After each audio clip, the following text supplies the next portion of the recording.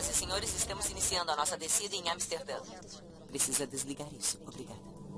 O voo 951 da Turkish Airlines está se preparando para aterrissar em Amsterdã. Amsterdã, Turkish 1951 descendo para 7.000, velocidade 250. A tripulação está pilotando um Boeing 737 de última geração. Flaps 15. Localizador identificado. Nos momentos finais do voo, a aterrissagem se transforma em uma catástrofe. O avião cai como uma rocha. A queda do voo 1951 da Turkish Airlines envolve o avião mais popular do planeta. Com quase 1,5 milhão de passageiros voando em aviões 737 todos os dias, os pesquisadores precisam descobrir se o problema foi com o avião ou com os pilotos que o tripulavam.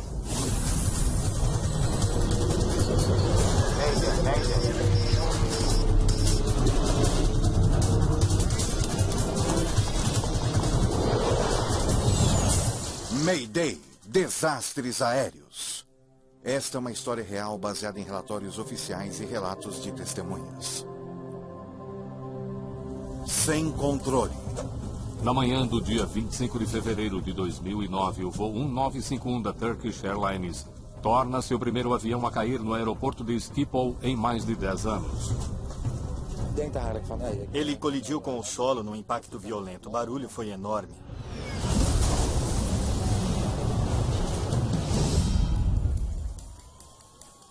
O avião atinge o solo em um campo enlameado logo ao norte da pista 18 direita. Como o acidente foi bastante próximo do aeroporto, as equipes de resgate chegam rapidamente. A maioria dos passageiros sobreviveu, mas muitos estão gravemente feridos. Os sobreviventes são levados diretamente a hospitais locais. Imagens do acidente em Amsterdã se espalham rapidamente ao redor do mundo. Este é o terceiro acidente com um avião de passageiros nas últimas 6 semanas. O fato de o acidente ter sido tão repentino aumenta o mistério. A agência holandesa de segurança em transportes chega rapidamente ao local. Eles vão investigar este acidente, mas não estarão sozinhos. O acidente envolve um avião de fabricação norte-americana. E por isso o Comitê Nacional de Segurança no Transporte dos Estados Unidos envia a Amsterdã um de seus investigadores mais experientes, Joe Sedar. Quando se trata de um avião não registrado nos Estados Unidos que cai no exterior, como este avião da Turkish Airlines, mesmo assim, nós somos os fabricantes, os responsáveis pelo design da estrutura e, neste caso, também dos motores. A fuselagem foi quebrada em 3 grandes partes. Os motores estão à frente do principal local dos destroços. O voo 951 era com um dos mais avançados aviões em operação, Boeing 737 da série 800. Ele fora projetado para rotas mais longas e viagens em altitudes mais elevadas.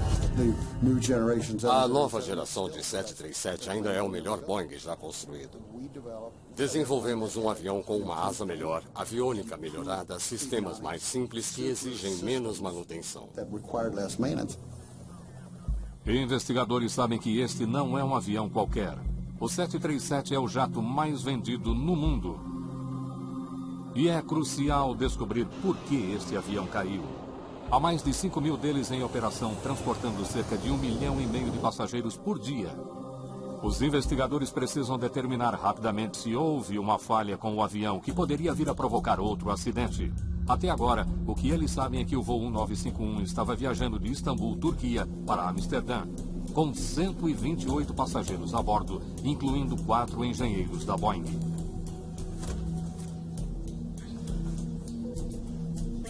Senhoras e senhores, estamos começando nossa descida para o aeroporto de Schiphol. Por favor, coloquem o assento na posição vertical e prendam suas bandejas. A bordo não houve menção alguma sobre qualquer tipo de problema no cockpit. 9 pessoas morreram no acidente, incluindo 3 membros da equipe da Boeing e os pilotos no cockpit. Veja se consegue algumas imagens aéreas. Este acidente tem semelhanças estranhas com outro acidente recente envolvendo um Boeing, o voo 38 da British Airways. Um ano antes, um voo 777 caiu antes de chegar à pista no aeroporto de Heathrow devido a uma falha nos 2 motores. Neste acidente, um Boeing 777 caiu pouco antes de chegar à pista. Os pilotos da British Airways disseram que os dois motores haviam parado pouco antes da aterrissagem. No momento do acidente com o avião da Turkish Airways, a causa do acidente com o 777 ainda não havia sido encontrada. Assim como naquele caso, os investigadores dispõem de inúmeras pistas com as quais trabalhar. O avião e os motores estão praticamente intactos. O gravador de dados do voo e o gravador de voz da cabine são encontrados em bom estado. Há também muitos sobreviventes para descrever o que aconteceu. Segundo os passageiros, a aterrissagem seguia como de costume, mas de repente o avião simplesmente despencou e atingiu o solo.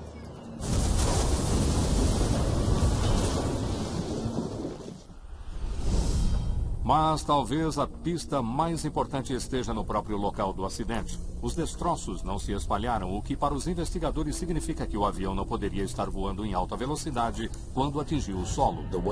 Pela forma como o avião tinha caído, o acidente parecia ter ocorrido durante o pouso, ocasião em que teria havido algum tipo de problema. O padrão dos destroços e os relatos dos passageiros levam os investigadores imediatamente a um suspeito: os motores. A questão dos motores foi uma questão que considerei muito inicialmente. Não há indícios de incêndio na fuselagem. Em muitos acidentes, o combustível nos tanques do avião leva a incêndios quando do impacto. A falta de fogo levanta uma questão óbvia. Será que os motores teriam parado porque o voo 1951 havia simplesmente ficado sem combustível? Essa foi uma das primeiras coisas em que pensei. Será que o avião tinha combustível? Porque, caso contrário, como explicar que um 737 caia ao se aproximar de um aeroporto? Porém, a localização e o estado dos motores do avião sugerem que talvez eles não tenham parado durante o voo. Exatamente, parece que estavam funcionando. Quando vimos pela primeira vez onde os motores estavam, a impressão inicial foi de que eles provavelmente estavam funcionando no momento do impacto, uma vez que não estavam muito à frente do local da maioria dos destroços. E aquela foi apenas uma conclusão bastante geral. Somente o gravador de dados do voo pode revelar aos investigadores qual era a potência dos motores nos segundos que antecederam o acidente. Bastante combustível, isso está descartado. Logo, eles verificam que havia muito combustível nos tanques do avião. O voo 951 definitivamente não ficou sem combustível. Os passageiros dizem que nos segundos finais antes da queda, o avião parece ter sofrido o que pareceu ser turbulência, o que leva os investigadores a pensarem em um culpado bastante conhecido, um microburst. Um microburst é uma poderosa coluna de ar lançada a partir de nuvens de tempestade capaz de literalmente derrubar um avião. Se um avião voar para dentro de um deles em velocidade de aproximação, ele não vai continuar voando e vai despencar. Certamente essa foi uma das coisas que todos nós consideramos no início, se teria sido um microburst.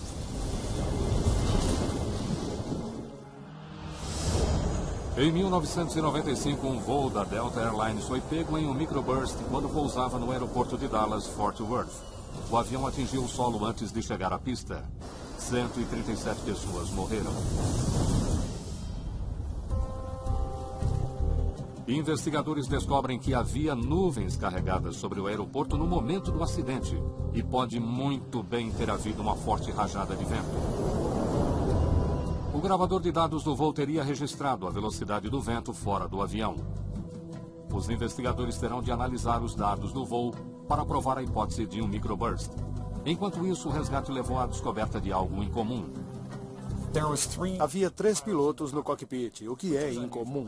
Esse é um cockpit para 2 tripulantes. Por que então havia um terceiro piloto?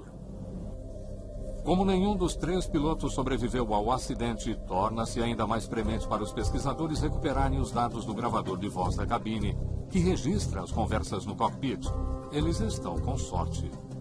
Devido à maneira como o avião caiu, o acesso aos gravadores e o estado deles era excelente. A explicação para a presença do terceiro piloto é logo descoberta. Rota de chegada padrão.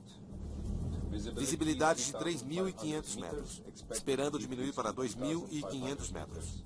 Para o copiloto, o voo tinha sido um treinamento em todos os sentidos. Ele era novo na companhia aérea e estava sendo apresentado a complexidade da aterrissagem no aeroporto de Amsterdã. Nas cartas de Epstein usadas por todos os pilotos que partem de Schiphol e ali aterrissam, há 102 páginas de informações somente sobre aquele aeroporto, inclusive de dezenas de aproximações. A pista direita 18 tem 3 saídas de alta velocidade para a esquerda. O comandante Hassan Arizan estava trabalhando em dobro. Ele estava treinando seu copiloto. Faça pequenas correções ao nos aproximarmos da pista. E estava no comando do voo 1951. Como o comandante Arizan estava ensinando o copiloto, havia o terceiro piloto no cockpit. O Guy Osgur era piloto de segurança e estava lá para ficar atento ao voo durante esta missão de treinamento. O objetivo desse par de olhos extra é garantir que, no caso de o comandante e o copiloto entrarem em uma situação de treinamento durante o voo, nenhuma informação passe despercebida. Tem um registro limpo? O gravador de voz da cabine revela que os 3 tripulantes começaram os preparativos para a aterrissagem quando ainda estavam acima de 8.500 pés.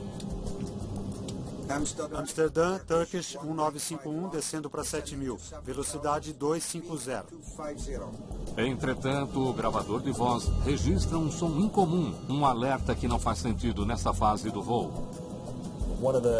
Um dos investigadores da Boeing era piloto e engenheiro e nos ajudou com o CVR, identificando qualquer som incomum que pudéssemos ouvir e que não fosse normal. Velocidade correta para ILS 18 direita. Descendo 4.000 e ILS 18 direita. O alarme continua a soar. Trata-se do alerta de configuração do trem de pouso que o comandante Arizan desliga repetidas vezes.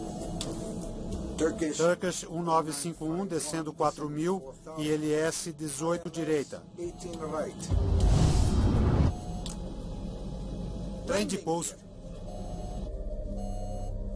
Esse é o alerta do trem de pouso. Eles estão a 8.300 pés aqui. O alerta é um indício sólido, mas os investigadores ainda não conseguem entender como isso poderia ter causado um acidente.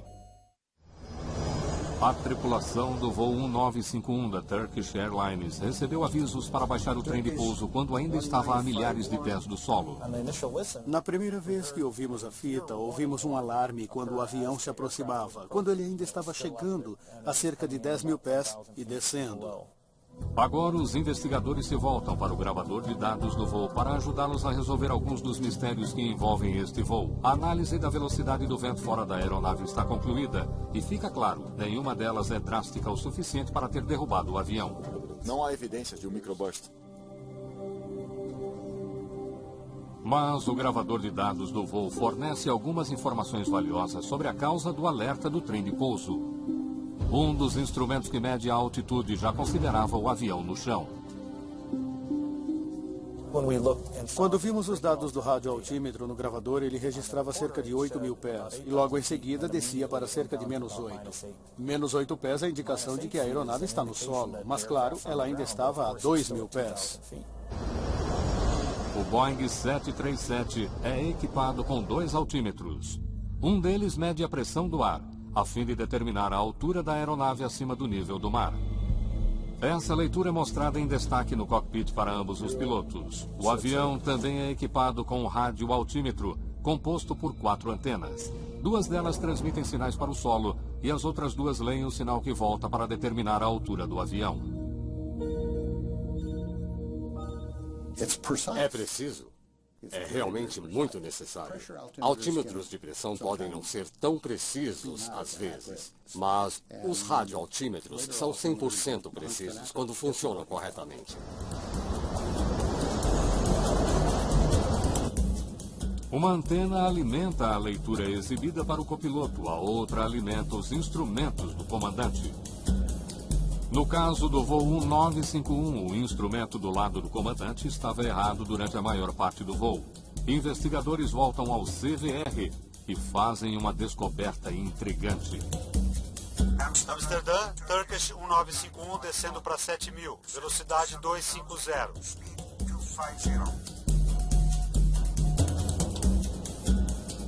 Rádio altímetro. O comandante Arizan parece saber que o alerta do trem de pouso estava sendo provocado por uma falha do rádio altímetro. Os instrumentos indicavam que o avião estava baixo e o trem de pouso não estava baixado. O comandante percebeu que o problema estava no rádio altímetro, que lhe indicava que eles deveriam estar em terra, e portanto achou que fosse apenas um problema com aquele instrumento. Durante grande parte da aproximação, o rádio altímetro do comandante apresentava uma leitura de -8 pés, levando ao aviso para baixar o trem de pouso. Eles trataram aquilo como um incômodo. Turkish 1951, desça para 2000. 2000, 1951. Investigadores buscam qualquer outra anormalidade e descobrem que com o voo 1951, ainda a cerca de 17 quilômetros do aeroporto, os controladores orientaram o piloto para começar sua virada final para alinhamento com a pista. Turkish 1951, direção esquerda, 210, aproximação liberada para 18 direita. Liberado para ILS 210, Turkish 1951. 210 configurado, senhor. Esta curva coloca o voo 1951 alinhado com a pista 18 direita. A pista é equipada com um sistema de aterrissagem por instrumentos que envia um sinal indicando o caminho de descida ideal para o pé da pista. O piloto automático segue aquele trajeto até que o avião esteja a poucas centenas de pés do solo.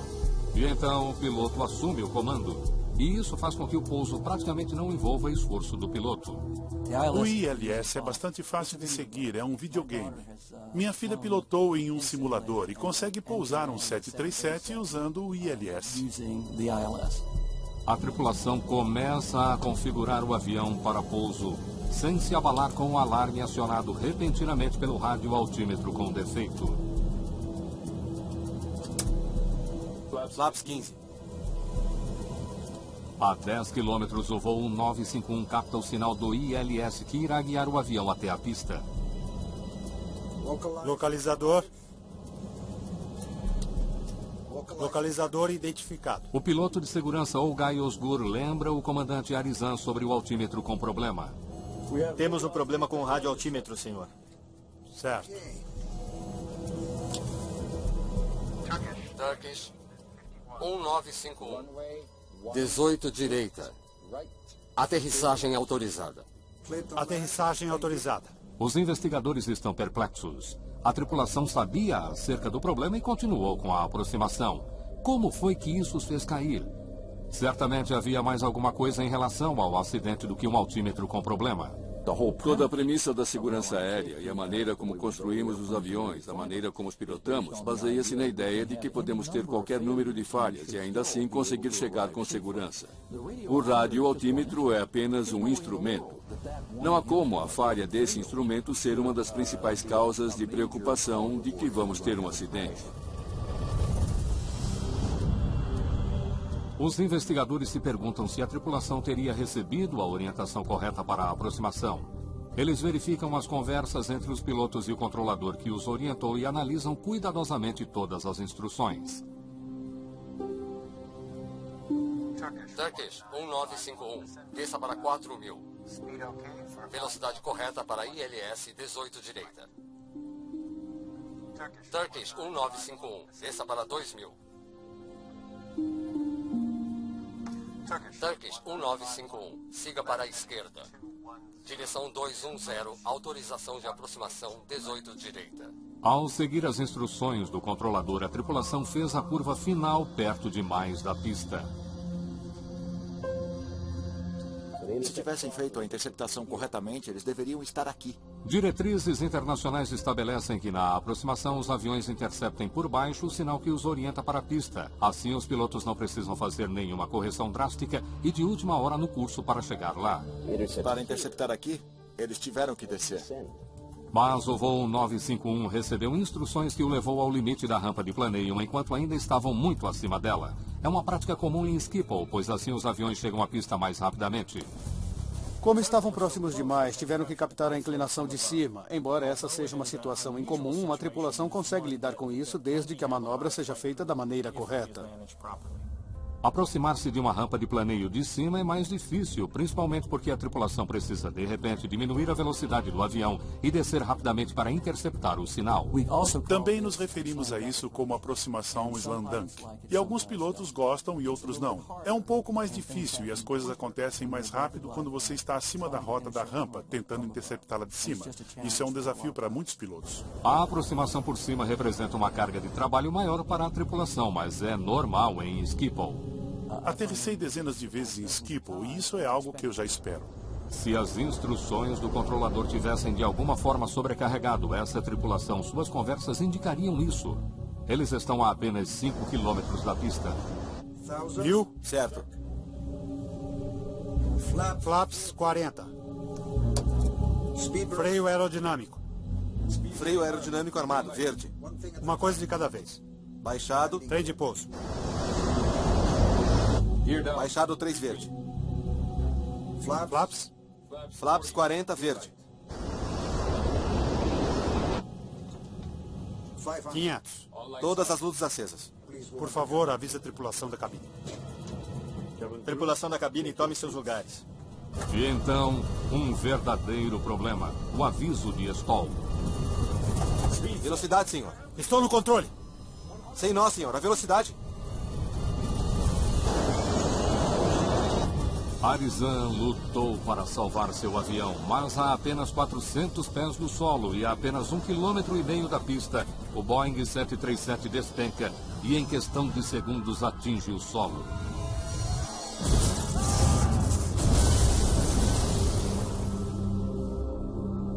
Turkish 1951. A gravação lança luz sobre os minutos finais do voo. A tripulação estava configurando o avião para a aterrissagem bem depois do que já deveria ter feito. Flaps? Flaps 40, verde. A maioria das companhias aéreas tem regulamentos que orientam que a estabilização do voo já tenha sido feita quando o avião atinge 1000 pés. Em condições de instrumento a 1000 pés, você já deve ter feito basicamente tudo. O avião está configurado, você diminuiu a velocidade, já fez o checklist que antecede o pouso e recebeu autorização para aterrissar. E de 1000 pés em diante, você apenas monitora os instrumentos e fica de olho na pista. Por favor, avise a tripulação da cabine. Sim, senhor. Tripulação da cabine. Na verdade, essa tripulação ainda estava fazendo o checklist até o momento em que houve a crise 460 pés acima do solo. A aproximação não estava estabilizada. Como a aeronave estava muito instável, a tripulação estava sobrecarregada de trabalho nos últimos 1000 pés de voo. O rádio altímetro estava com problema, a aeronave estava emitindo avisos, a tripulação tinha sido orientada para uma aproximação desafiadora e estava executando um checklist que já deveria ter sido feito. Entretanto, nada disso explica a queda do voo 1951. Neste tipo de acidente, você nunca consegue saber o que se passava na cabeça dos pilotos. É um tipo de acidente muito frustrante. Mas o gravador de dados do voo fornece outra pista ainda mais intrigante. Momentos antes que o voo 1951 atingisse o solo, os motores do avião estavam em idle, ou seja, quase sem potência. Talvez esse acidente seja uma repetição do incidente em Heathrow. Foi realmente interessante notar que os pilotos estavam em idle por volta dos últimos 2 minutos do voo até o final, quando a potência foi aumentada novamente. Aquilo foi um grande alerta para nós. A questão era, por quê? Mas então eles verificam algo muito diferente do que ocorreu no acidente no aeroporto de Heathrow. Retard para flare. Por alguma razão, enquanto ainda estavam a mais de 1000 pés acima do solo, o computador do avião começou a preparar para a aterrissagem. Na execução do flare, a potência do motor é reduzida para idle pelo computador de voo e o nariz do avião automaticamente aponta para cima para a posição flare.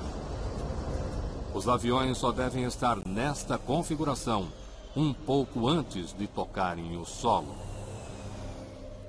O piloto automático eleva o nariz para atenuar a descida. O auto-throttle leva a potência de volta a idle e você aterrissa com a potência totalmente em idle ou quase em idle. Entretanto, o voo 1951 passou para uma velocidade menor e elevou o nariz bem antes do pouso, levando o avião a voar a uma velocidade cada vez menor ao longo de sua descida. Então, por que o voo 1951 estava no modo de pouso? E por que nenhum dos 3 membros da tripulação percebeu como eles estavam devagar?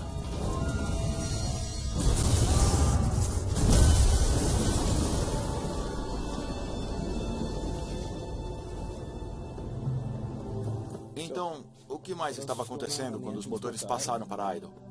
O problema parece começar com a falha do altímetro. Tivemos de verificar o sistema como um todo e ver como aquele -8 afetara os demais sistemas da aeronave. E aquela foi uma parte bastante grande da investigação. Tivemos de nos perguntar como o piloto automático usou aquela informação. E o mais importante, como o Auto-Throttle usou aqueles dados. O computador que pilota o avião é composto de dois sistemas principais: o piloto automático e o Auto-Throttle. O Auto-Throttle determina a potência a ser solicitada dos motores, enquanto o piloto automático controla a altitude e direção do avião. Os dois sistemas funcionam de forma independente um do outro, e apenas um dos radioaltímetros fornece informações para o Auto-Throttle. Neste caso, eu tive de aprender tudo o que havia sobre radioaltímetros e sistemas de Auto-Throttle que eu não conhecia antes. As peças do quebra-cabeça começam a se juntar quando eles encontram uma conexão entre o radioaltímetro com problema e a potência do motor. O radioaltímetro fornece informações para o Auto-Throttle do lado do comandante.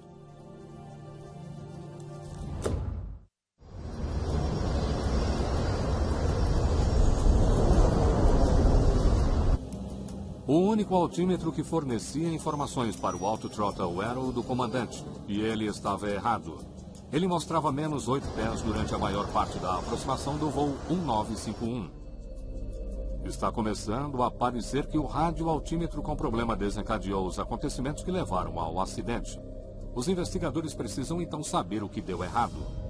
Em um 737, as antenas de transmissão e recepção para os dois radioaltímetros estão alinhadas sob o cockpit. 3 das antenas foram destruídas no acidente. Elas não podem ser testadas. Entretanto, uma antena do lado do comandante não está danificada. Os investigadores consideram duas possibilidades: falha de um dos componentes ou algum tipo de interferência que teria provocado a falha de leitura. O único componente que sobreviveu ao acidente está em ordem.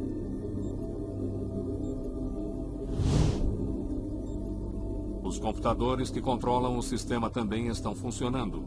Mas os investigadores fazem uma descoberta curiosa sobre eles. Não são os mesmos que foram instalados no avião quando ele foi entregue à Turkish Airlines 7 anos antes. Essa descoberta muda o foco da investigação. O aspecto de manutenção da aeronave acidentada foi examinado com a máxima profundidade possível.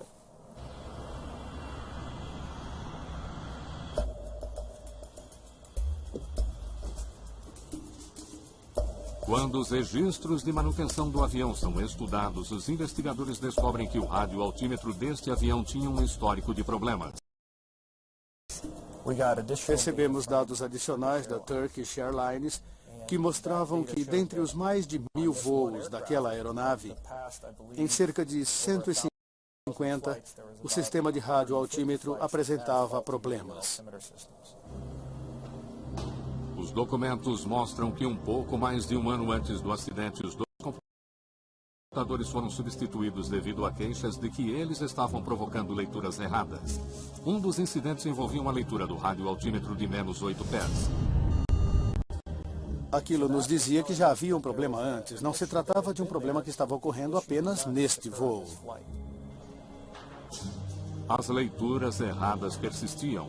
Mecânicos trocaram repetidamente os computadores e as antenas na tentativa de resolver o problema. Verifica-se que a Turkish Airlines havia feito várias tentativas de corrigir o altímetro, mas não havia conseguido encontrar um reparo adequado. Na época do acidente, a Turkish Airlines tinha uma frota de 52 aviões Boeing 737 da série 800.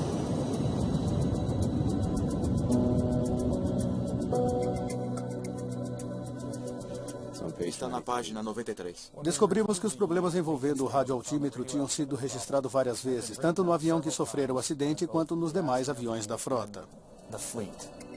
Investigadores descobrem que no ano anterior ao do acidente, a Turkish Airlines havia tido 235 falhas no sistema de radioaltímetro em seus 737. Os reparos variavam de substituição e troca de antenas, a limpeza dos sistemas, troca e substituição dos computadores e instalação de juntas para proteger o sistema contra danos causados pela possível presença de água. Não é que eles não estivessem lidando com o problema. O pessoal de manutenção da Turkish Airlines sabia que a falha do rádio altímetro era um dos seus maiores problemas com relação à manutenção. 16 daqueles reparos nos altímetros haviam sido feitos no avião que caíra em fevereiro de 2009. Se o problema era tão generalizado, os investigadores se perguntam como isso não havia causado sérios problemas antes do acidente. E eles não precisam ir muito longe para descobrir que, na verdade, isso havia ocorrido neste mesmo avião. 2 voos recentes tiveram exatamente o mesmo problema. 2 vezes nas 48 horas que antecederam o acidente, o rádio altímetro mostraram uma leitura negativa, levando o avião para a execução do flare. Nas 2 vezes, a tripulação percebeu o problema, desativou o auto throttle e pousou o avião com segurança.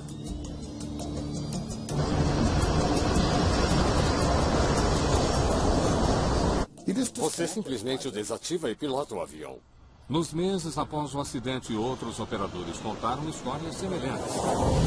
Na Austrália, na Holanda, no Canadá, na Áustria, os pilotos relatam que seus 737 desaceleraram para a execução do flare, quando o rádio altímetro esquerdo mostrou uma leitura errada. Cada uma daquelas tripulações reagiu da mesma maneira, desativando o auto throttle e empurrando as manetes de potência manualmente. Todos eles pousaram em segurança. As coisas quebram em um avião e normalmente você consegue identificar isso e substituir uma peça para que ela não seja uma ameaça durante a aterrissagem. Em 2008, a Boeing recebeu um imenso relatório sobre 2.569 radioaltímetros com problemas em seus últimos 737. Entretanto, muito poucos daqueles casos haviam levado o avião à execução do flare. Quase não há relatos. A Boeing também tentou, sem sucesso, encontrar a causa da falha. Eles concluíram que o problema do rádio altímetro não era uma ameaça para a segurança, uma vez que o 737 dá avisos suficientes para que as tripulações possam intervir e pousar com segurança. Na verdade, em todos os casos em que o rádio altímetro falhou, as tripulações conseguiram se recuperar. O voo 1951 da Turkish Airlines parece ter sido a única exceção. Os investigadores ainda não sabem por quê. Aquilo realmente nos levou a pensar o que teria acontecido, e foi então que começamos a verificar detalhadamente as ações da tripulação durante a aproximação final, a menos de 1.000 pés. Finalmente, quando os investigadores revêem os últimos minutos do voo 1951, as circunstâncias da tragédia tornam-se claras. Eles veem uma incrível sequência de acontecimentos que culminou com a queda do avião. Então, o que aconteceu quando o avião foi levado a executar o flare? Eles descobrem que o avião entrou em modo de pouso e diminuiu a potência no pior momento possível, exatamente quando a tripulação descia para interceptar a rampa de planeio. Mas aquilo mascarou o que realmente estava acontecendo. Enquanto a tripulação configurava o avião para descer e interceptar a rampa de planeio, eles esperavam que o avião desacelerasse como consequência dessa manobra. Mas, na verdade, o avião estava diminuindo a velocidade porque o computador estava em modo de pouso. Foi por isso que nenhum dos 3 pilotos disse qualquer coisa acerca das manetes se movimentando para idle.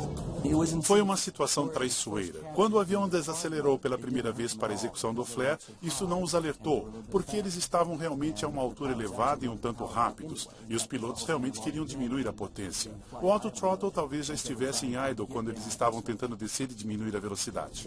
Tudo bem, o problema começa aqui, a 830 pés, a 13 milhas do aeroporto, minutos antes do acidente.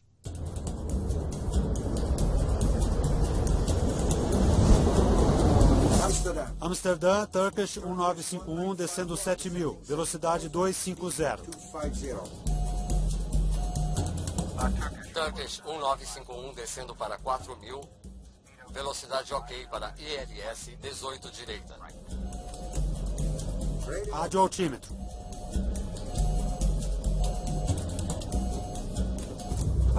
Será que a tripulação teria sabido que, devido àquele rádio altímetro, eles desacelerariam para a execução do flare? Não. É um problema comum no avião, mas a tripulação não conseguiu perceber o risco que isso representava para o voo.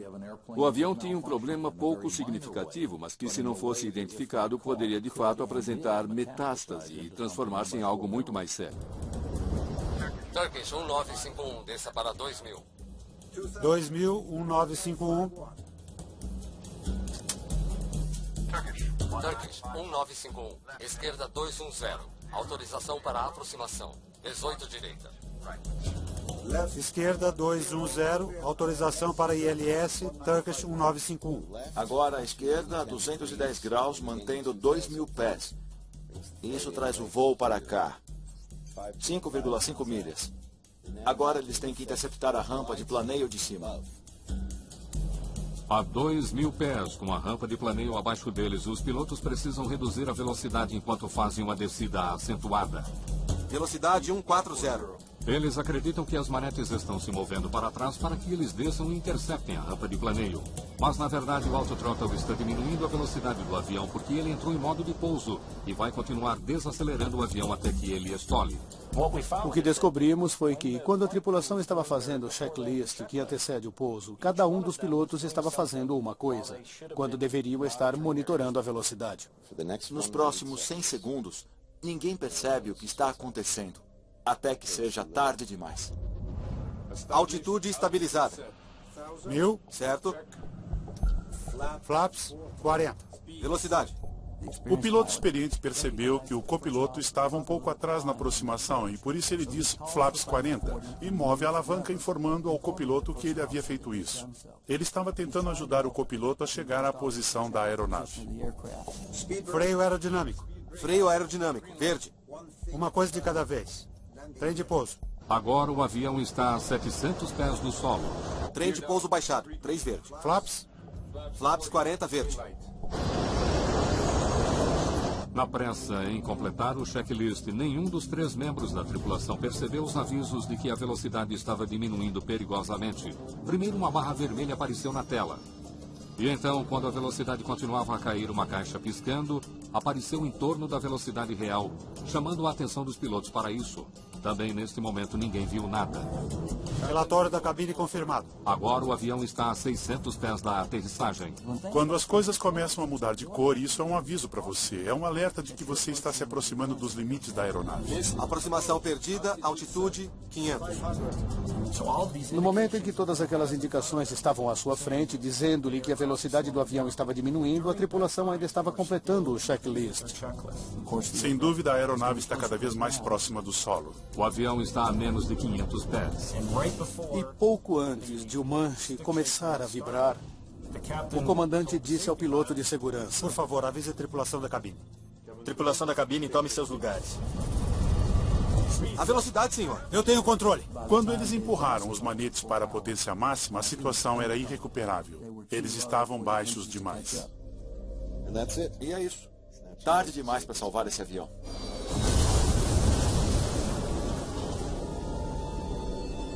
Todos sabiam sobre o problema do altímetro, mas saber também não ajudou.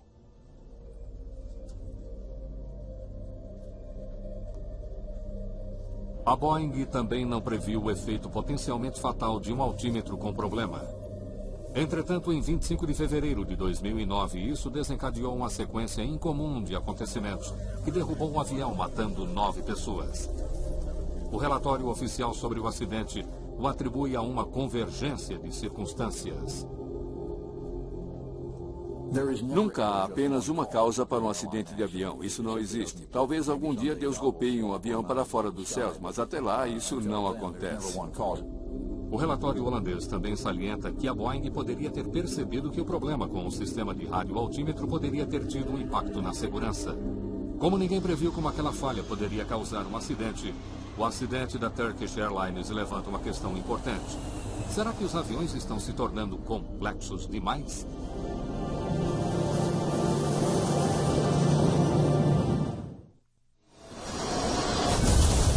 Investigadores determinaram que o voo 1951 da Turkish Airlines caiu principalmente porque os pilotos não reconheceram as consequências dos alertas que eles vinham recebendo. Turkish 1951, desça para 4.000. Este não é o primeiro avião a cair porque a tripulação não entendeu o que os instrumentos diziam. Nosso problema não é a automação. O problema é a profundidade da formação e a capacidade dos seres humanos de lidarem com erros provocados na interface com a automação. Mika Endsley estuda a relação entre pilotos e tecnologia. Nós realmente não projetamos a automação para que ela tire o melhor proveito do que as pessoas fazem bem e elimine o que elas não fazem bem. Em 1996, a tripulação de um 757 da Europeru caiu quando os pilotos não conseguiram entender as advertências contraditórias sobre altitude e velocidade. O avião voou para o Oceano Pacífico, matando 61 passageiros e 9 tripulantes. Em 1995, o sistema de gerenciamento de voo de um Boeing 757 podia e deveria ter levado o avião para uma aterrissagem segura em Cali, na Colômbia. Entretanto, uma mudança de última hora quanto ao plano de voo levou a tripulação a ter de reprogramar o computador. Equivocadamente, eles programaram um curso que os levou a se chocarem contra uma montanha de 9.000 pés. A advertência aqui é que podemos ter esse equipamento, podemos ter as chamadas Silicon-Based Units tão sofisticadas que não conseguimos usá-las de forma eficaz. E quando há um problema ou as programamos de forma errada, colocamos a nós mesmos e nossos passageiros em perigo, enquanto tentamos descobrir como lidar com aquilo.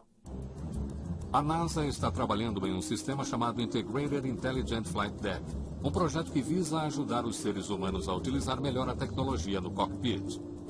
Eles estão estudando um sistema manual automatizado de voo e sistemas de reconhecimento de voz. Eles desenvolveram novos tipos de microfones e chips com a chamada tecnologia Bone Conduction. Eles estão desenvolvendo novos monitores para a compreensão do ambiente do solo para se poder detectar outras aeronaves. Alguns pesquisadores estão descobrindo que a melhor tecnologia não deve substituir os pilotos, mas trabalhar com eles. A integração mais eficiente das pessoas com a tecnologia envolve projetar displays que as levem a entender o que está acontecendo e que seja mais simples levar o dispositivo a fazer o que você quer fazer. Você não deveria ter de apertar 16 botões através de 8 níveis de menus para descobrir o que está acontecendo com o sistema. Isso deve ser integrado e apresentado de forma eficaz. Deve ser tão fácil de usar quanto se comunicar com a pessoa ao seu lado. Boeing e Airbus, as duas maiores fabricantes de aviões de passageiros, têm soluções muito diferentes para a relação seres humanos e tecnologia. A Airbus dá ao computador de voo grande parte do poder de decisão no cockpit. Esta é uma maneira de prevenir uma série de erros humanos, de garantir que o avião não faça alguma coisa que irá causar um acidente, mesmo que o ser humano queira isso. Mas a Boeing tem uma visão diferente. Sua filosofia consiste em fornecer informações aos pilotos e deixar que eles tomem decisões. Ter mais informação é melhor para o piloto. É ter o piloto no circuito da equação, por assim dizer. Eu gosto disso. A Airbus discute a questão veementemente e continua a afirmar que essa é uma visão arcaica e incorreta. Acho que ainda há muito a ser discutido. O relatório final sobre a tragédia da Turkish Airlines atribui o acidente do voo 1951 em parte a uma falha da tecnologia. Os dados equivocados do radioaltímetro levaram o autothrottle a um modo incorreto, e certamente isso não é bom. A causa da falha do radioaltímetro nunca foi descoberta. A investigação holandesa pede à Boeing que melhore a confiabilidade do sistema. Nós realmente aprendemos muito sobre o sistema de radioaltímetro e como ele afeta o sistema do autothrottle. No momento, a Boeing está trabalhando em melhorias do sistema para evitar que esse tipo de situação com o autothrottle venha a ocorrer novamente. Porém, o relatório também responsabiliza a tripulação por não perceber que a velocidade estava caindo perigosamente, ainda que houvesse 3 pilotos a bordo. Esqueça que você tem um autothrottle. Você olha para a velocidade, olha para a altitude. Você olha pela janela se você quiser, mas a velocidade é um componente crucial para se ficar vivo em um avião. E você precisa sempre saber qual é a sua velocidade. Para Mika Endsley, a falha da tripulação em controlar instrumentos é compreensível. E a responsabilidade pode ser mais dos instrumentos do que da tripulação. Na verdade, a monitoração de automação é muito difícil para as pessoas. Uma das coisas que as pessoas não fazem bem é monitoramento. Somos muito bons para tomarmos uma decisão em um dado momento. Somos muito bons para pensarmos em soluções criativas para problemas. Mas o monitoramento repetitivo é realmente o tipo de coisa que as pessoas não fazem bem. Portanto, temos de projetar a automação para que ela trabalhe com as pessoas de uma maneira que as mantenha mais ativas e cognitivamente envolvidas, e para que não fiquem apenas monitorando um instrumento para saber se ele está fazendo o que deve fazer. Quem é o computador final? O piloto, o indivíduo, que deve ser capaz de dizer: eu não sei o que essa coisa está fazendo, mas vou deixar isso de lado e vou pilotar o avião. Essa é a coisa mais inteligente que já aprendemos em nossa formação em companhias aéreas. Faça isso em primeiro lugar ou nada mais importa. Isso é o que eles se esqueceram de fazer. Versão Marshmallow São Paulo.